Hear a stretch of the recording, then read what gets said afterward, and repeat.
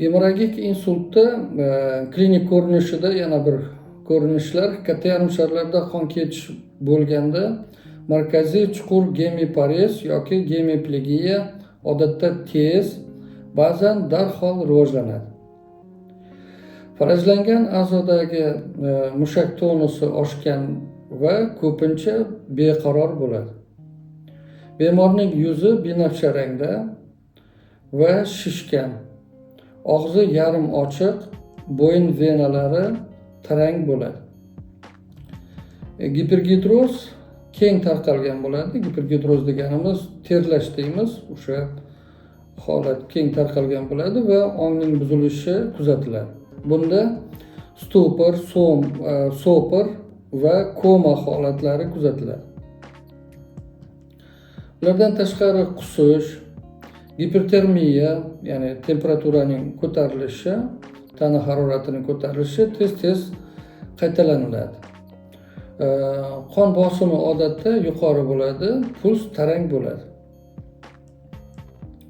Bradikardiya, kollaps va nafas olish buzilishlari, taxipnoya, ya'ni nafas olish tezlashuvi, xirillash va ba'zan nafas olish yoki chiqarishda qiyinchilik bilan kechadigan periodik, ya'ni Cheyne-Stokes deb aytamiz, Cheyne-Stokes deb.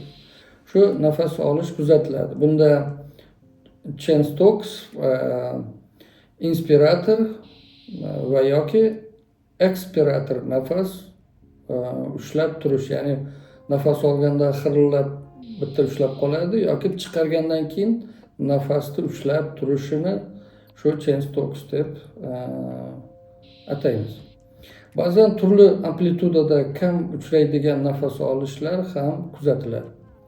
O'tkir davrida nigoh ko'pincha falajlangan tomonga qaraydi. Keyinchalik esa markazga qaraydi va ba'zan divergent strabizm, ya'ni tashqi g'ilaylik kuzatiladi.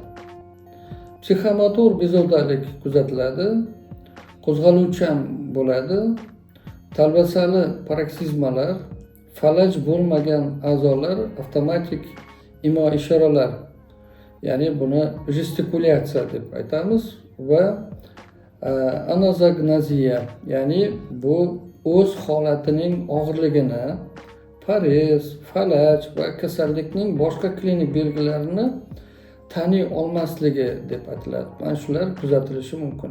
E'tiboringiz uchun rahmat. Kanalimizda qoling.